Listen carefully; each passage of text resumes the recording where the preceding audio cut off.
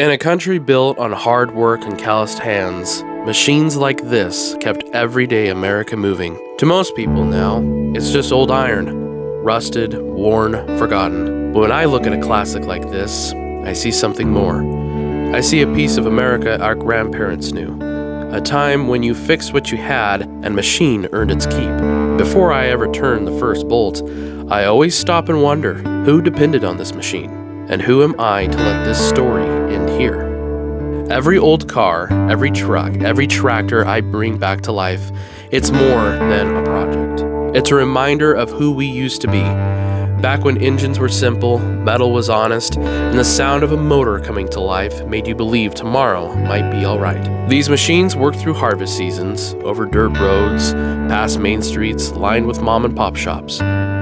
They helped build families, towns, and memories. And somewhere along the way, they were pushed into barns and fields, left to fade with seasons. But time doesn't erase their value. It just waits for someone willing to care. This 1953 Bolens power hoe hasn't run in decades, but today it gets a second chance, not because it's rare, but because things built in this country were made with heart, and that heart deserves to beat again. So here, in this small garage in America, I bring back more than machines. I bring back stories, I bring back pride, and I bring things back to life. And if you're watching, maybe you feel it too. I have done everything imaginable to make sure that there was nothing in our way to get this 1953 Bolens power hoe running again. Went through and cleaned up the electrical system in the previous video. That was the flywheel, magneto, points, even cleaning up the coil wires. Making sure that everything on the electrical system was checked off and out of the way, all the way down to replacing the spark plug, cleaning up the spark plug hole so that there was just a good, serious contact there between the ground, because we were having a little bit of a ground problem, but now we've got good spark. I also went through the carburetor, and the carburetor is exactly what you would expect for a rig that sat for several years. It was a little bit better than that, but now we are finally ready to answer the question, will it run? Will the 1953 Bolens power hoe run again? So without further ado, let's go ahead and jump right on into that.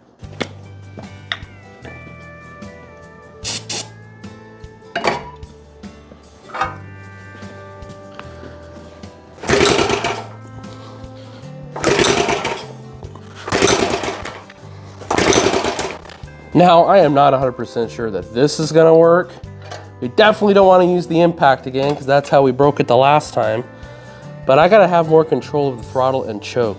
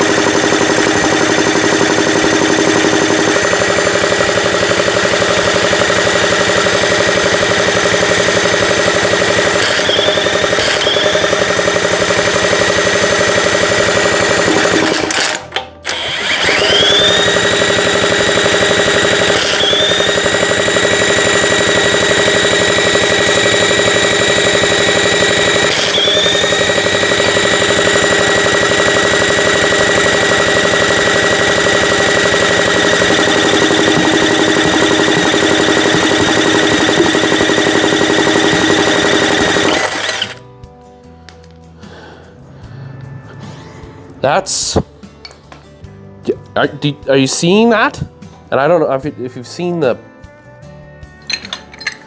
and I mean, it's running faster than my little gun here. Let's try this again.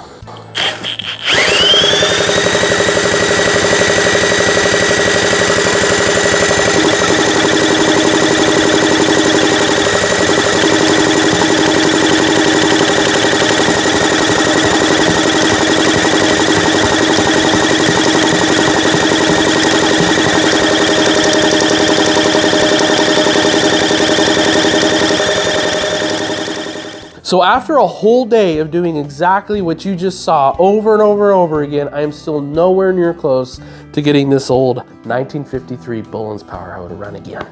And I am going to tell you exactly why.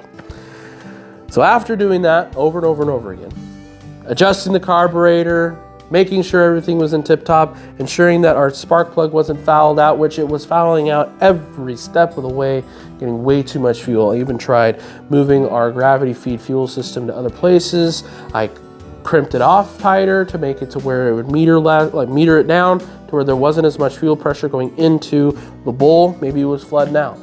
None of that was the problem. It was doing exactly what it's supposed to do. But our problem was coming from internal engine issues. One of the biggest problems was our compression. And compression is how much pressure you have within the cylinder to ignite the fuel, to create the explosion when the spark happens, right? We're getting about 30 to 60 PSI on this thing. That's nowhere near enough to make this thing run. A good, healthy engine for a Briggs & Stratton 8R6 engine is about 90 to 100 PSI. 60 PSI is the lowest amount, like the minimum, like the bare minimum. Like if you've got 60 PSI the entire time, it could run, but it's not gonna run very well. But we're getting about 30 when we're turning it over quickly, and 60 when we turn it over slowly. So we're getting about, I would say, more like a 50 PSI range, 40, 50, which is nowhere near enough to make this thing run at all. That's why we're able to get it to fire. We're able to get something because it's building just enough pressure to make us have a little explosion. And that could make it run, but like I said, it wouldn't run very well. Now comes our next issue as to why this thing will never run again. In the last video, if you remember, I had taken apart the side of the engine here. We could actually see inside the crankcase. When I looked in there, I found a catastrophic problem. I think we skipped time. I think the engine here, when whatever happened to break the cam gear, made the engine out of time. Skipped a tooth, so we are one tooth off time, which is gonna make it to where the engine doesn't run at all. And even if it were to run out of time, it's not gonna run good. And so with that continuous backfire that it's doing, kept backfiring on us all the time. Backfire, backfire, backfire, backfire. And every now and then we get some exhaust out of the pipe here. But that backfire tells me that this thing, it's just all out of whack and deserves an entire engine teardown. But unfortunately, parts for these little engines are hard to come by. Not only that being it's a small engine, but this whole system here was only made for 2, 3, 4 years.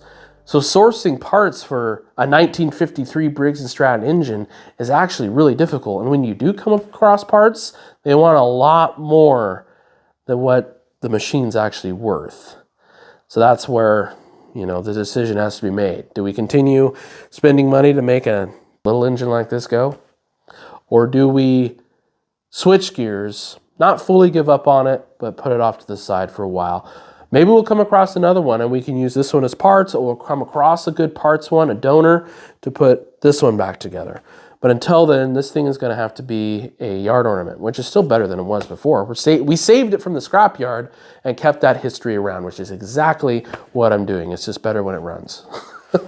And don't get me wrong, I am majorly bummed that this thing's not running because I had some cool ideas for it. I couldn't wait to get like the riding sulky. You know, you could sit there and ride it through the parade and whatnot.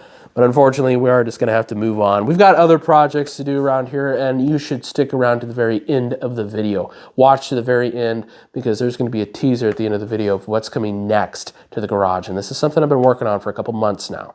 So be sticking around to the end. And on that note, let's go ahead and get this thing put back together the rest of the way. Get it out of here and move on.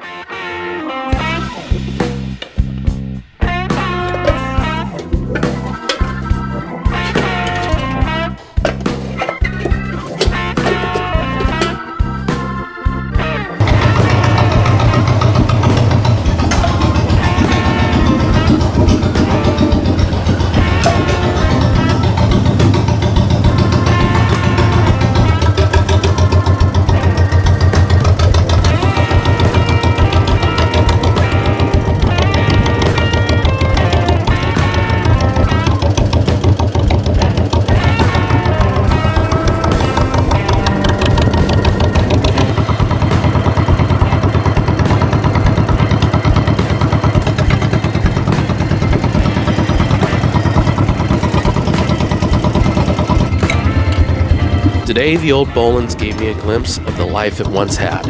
It fired just for a moment, long enough to remind me that beneath the rust in the ears, there's still a heartbeat waiting to return. But sometimes, a spark is all you get out of the first try. Sometimes a machine needs more time, more digging, more patience, and more stubborn hope than a day allows. And that's okay. Because here at the Garage R&R, we don't give up on old American iron. So yeah, the bay is empty for the moment, but that's just part of the rhythm of this place. Projects pause, stories pick up again, and something new always rolls in to take its turn under the lights. And when the day comes that I pull the Bolens back off the shelf, you'll be right here with me. Because the garage never stays empty for long, and the work of revival never stops.